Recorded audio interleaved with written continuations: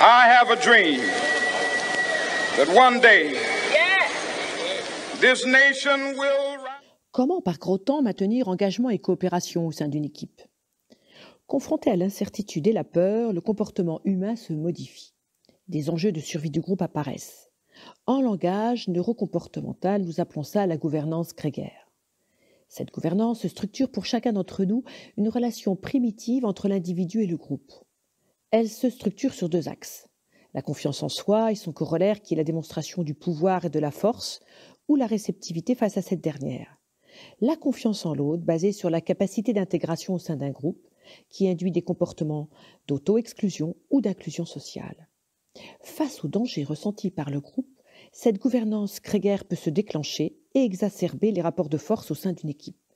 Intimidation pour les uns, vulnérabilité pour les autres, envie de quitter le groupe pour certains, ou au contraire tentative désespérée de maintenir la cohésion pour d'autres.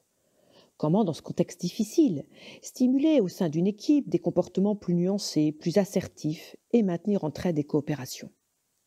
Je vous propose l'exemple de Jean Monnet, un des pères fondateurs de l'Europe d'après-guerre. En 1945, ce qui émerge après 5 années de guerre est un monde où l'ordre public a cessé d'exister, parce qu'il n'y a plus ni force de police ni système judiciaire. L'historien Quetelet dans son livre L'Europe barbare écrit: les gens se servent sans aucun respect de la propriété d'autrui. Les biens appartiennent à ceux qui sont assez forts pour s'y accrocher au péril de leur vie.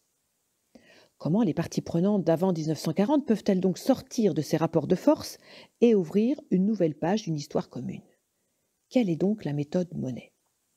Jean Monnet est né en 1888 dans une famille de négociants du cognac. On y apprend la lenteur, la patience pour produire de bonnes choses. Il a une intelligence relationnelle et pragmatique hors du commun. Polyglotte, il a vécu au Canada, aux USA et à Hong Kong. Première étape de la méthode Monnet.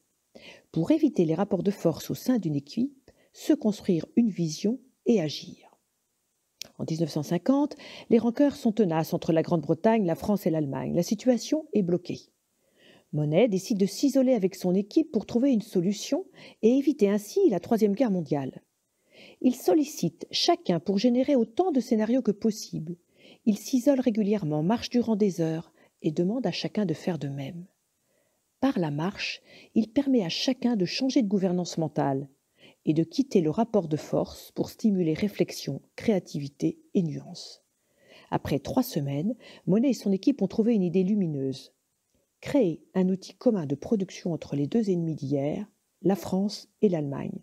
Ce sera la communauté économique du charbon et de l'acier. Deuxième étape de la méthode Jean Monnet, coopérer, organiser et relier autour du projet commun.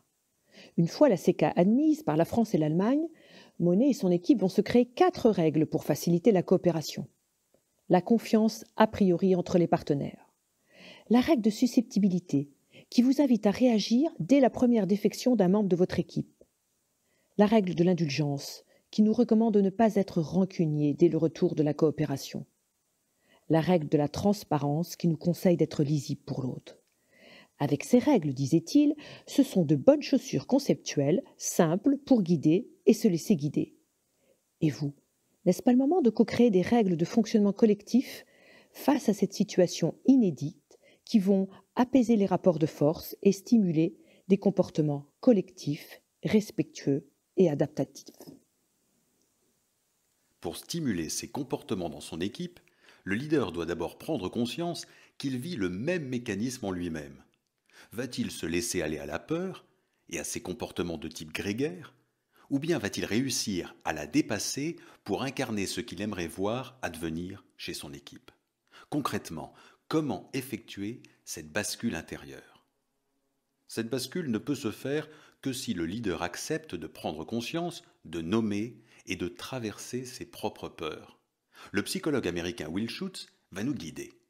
Dans son livre « L'élément humain », il fait le lien entre l'estime de soi, la confiance et la performance. Selon lui, tous les comportements dérivent de l'estime de soi.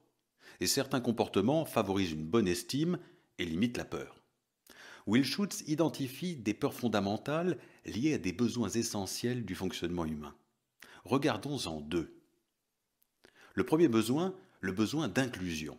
C'est-à-dire, quelle est la quantité de contact dont j'ai besoin pour me sentir bien?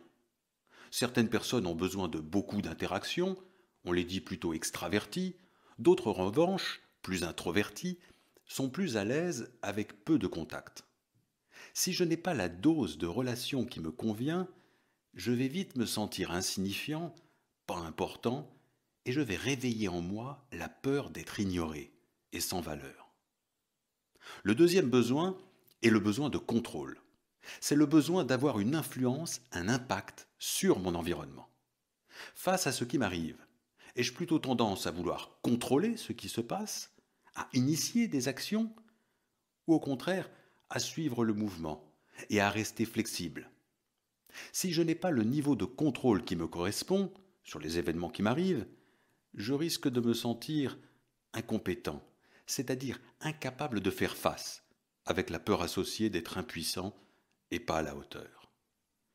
Alors, pour moi aujourd'hui, comment me prendre en charge efficacement pour ne pas laisser mes peurs prendre le dessus? Pour éviter la peur d'être sans valeur liée au besoin d'inclusion, que puis-je faire pour ajuster ce dont j'ai besoin pour être plus ou moins en contact avec les autres? Ai-je besoin d'appeler des personnes ou au contraire de me recentrer davantage? Sur la deuxième peur, la peur d'être impuissant, de ne pas être capable de faire face parce que je ne contrôle pas assez la situation. Et si je décidais, là maintenant, que je suis 100% responsable de tout ce qui se passe, quelle action oserais-je faire? Nommer ma peur et agir pour que mon leadership reste ouvert et impactant. I have a dream that one day this nation will rise.